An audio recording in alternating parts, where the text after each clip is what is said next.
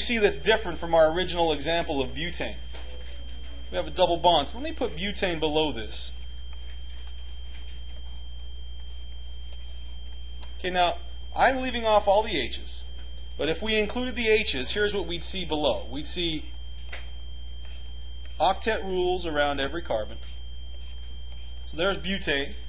Up here, we would see that one, that one. How many H's will be attached to this carbon? One. Up or down, it does not matter technically. I mean, it does, but they're not going to ask you to differentiate. And in this case, it actually does not matter. How many H's will be attached here? Good. I'll put them straight up to be consistent, because if I had put them off branched at 45 degrees, everyone would ask why I did that, but that doesn't matter for right now. Okay, so notice, obviously, the double bond here, I'm sorry I put H's, that's no significance to that, creates a different compound. So before we get to the naming thing, I want to make sure you understand that this is called a structural formula. Okay? It shows the atoms, number of bonds. Okay? There is also something called a condensed structural formula, which would look like this. So let me draw a little arrow. This is our condensed structural formula. And here's what you might see. Now what I want you to see is that it's condensing the drawing. It's eliminating the bonds. It's simply showing you the arrangement. So this CH3 is this, connected to CH2, and then we get to this, connected to CH, connected to CH2. And sometimes the questions will present the chemicals in this form. Remember, carbons must satisfy the octet rule. So if you simply draw it left to right as it appears, and satisfying the octet rule, you'll be fine. If you did so, here's what you should do. Connect the carbons. Now put on the number of hydrogens.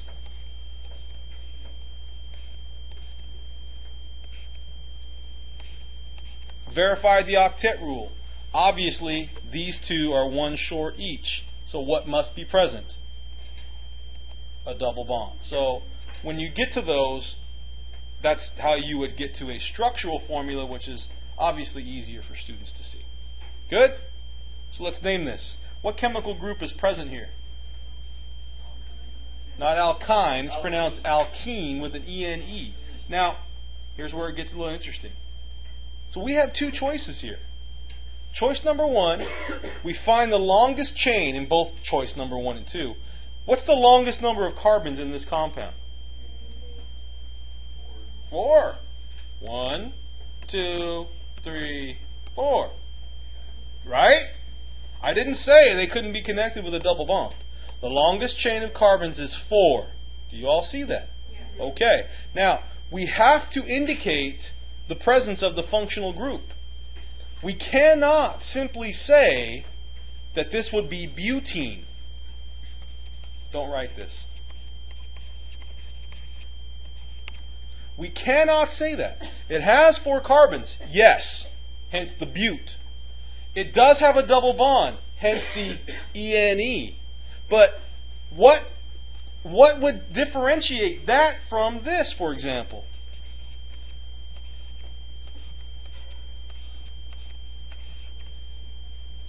Aren't those the same chemical? If we name them, look, 4 carbons, alkene, butene. Are those the same chemical? No. How can they have the same name? There's something missing. And that's where the numbering issue comes in. You have to find the longest chain of carbons.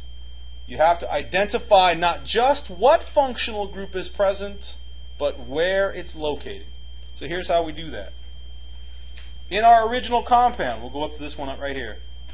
You number the carbons in the longest chain from 1 to however many the high number is. So there are 4. There are 2 directions you could number in. You could number from left to right in this drawing. And remember, left to right is meaningless. This is a 2-dimensional surface. And if this was an actual molecule, if you would just walk to the other side of this screen, you would be seeing it from the other direction. Left to right is meaningless. Please don't get locked up. Is it always left to right? There is no left to right. It's two-dimensional surface, okay? So don't worry about that. Or we could go 1, 2, 3, 4. The choice of which one we take is answered by the following statement. We always start numbering from the end closest to the functional group or branch. We always start numbering from the end closest to the functional group or branch. So, that would mean this direction is the correct numbering system. Agreed? So the name of this chemical on top is not butene, it is 1-butene. The number 1 indicates that the functional group is present starting at carbon number 1. What would you call this one below? 2-butene. Good job. Exactly. They are different. How about I'll tell you what. I'll give you 5 seconds. Draw 3-butene on your paper. It doesn't exist. So some of you may have started writing and you say, oh, I can do that. So you draw your carbons. Okay, here they are. And if we call this one 1 again, this must be, there's 1, 2, 3. But what's that? What is that? That's 1-butene. There is no such thing as 3-butene. Just pick it up in space and flip it over if you prefer. It's just because the double bonds on the left is irrelevant. That's the first carbon in our numbering system. You understand how that works? Okay. 2 more and then we'll quit for the day. They're going to be much simpler.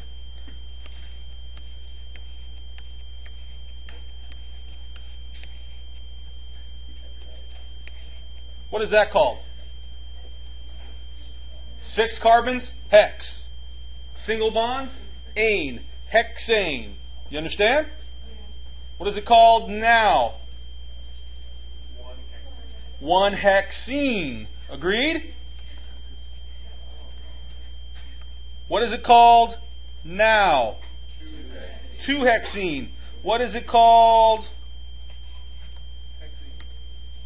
now? 3-hexene. How about now? Ah, good. That is not 4-hexene. That's 2-hexene. There is no 4. There is no 5-hexene. Do you understand? Very simple. The suffix, well, let's see if you can do this. What's the suffix for a triple bond? It's pronounced "-ine", Y-N-E, "-ine". So what's that called? 2-hexyne. Very simple. It's not that bad once you get the hang of it. It's truly not. Okay, how about, now you guys are on a roll now.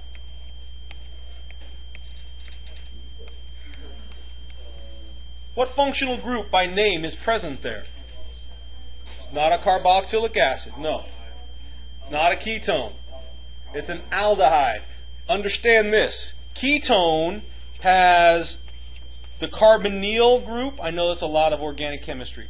This is called a carbonyl group. C-A-R-B-O-N-Y-L. The carbonyl group in an aldehyde is surrounded by an H on one side and a carbon on the other. In a ketone, carbons on both sides. There's a difference. Okay? So this one over here, how many carbons are in the chain? 2. What's the prefix for 2? F. And you have to understand it's F-an. What's the ending of an aldehyde? A-L. This is F-an-al. The A-N, again, refers to the H's attached. So that's, experience will tell you that. Just trust it. Over time it'll come.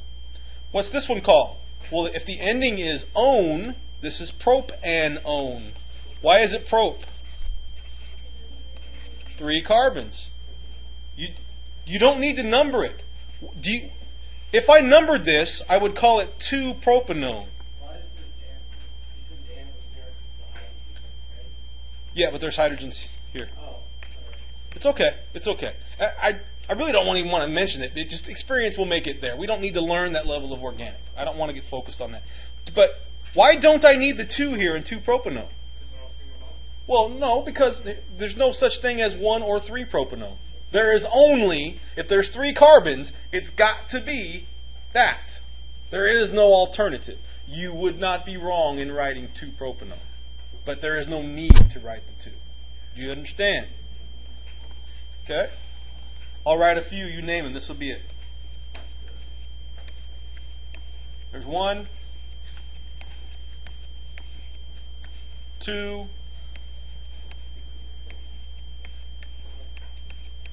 3. What's this one right here? Propane. What's this one? Not 2. If you're going to number, it better be 1. 1 propene. 1 propene. There is no such thing as 2 propene, so propene would be fine. How about this one? There's only 2 carbons. What's the prefix for 2? F. This is ethanol. No one knows what that is in the real life, so, right? Friday nights, you never did that. Okay.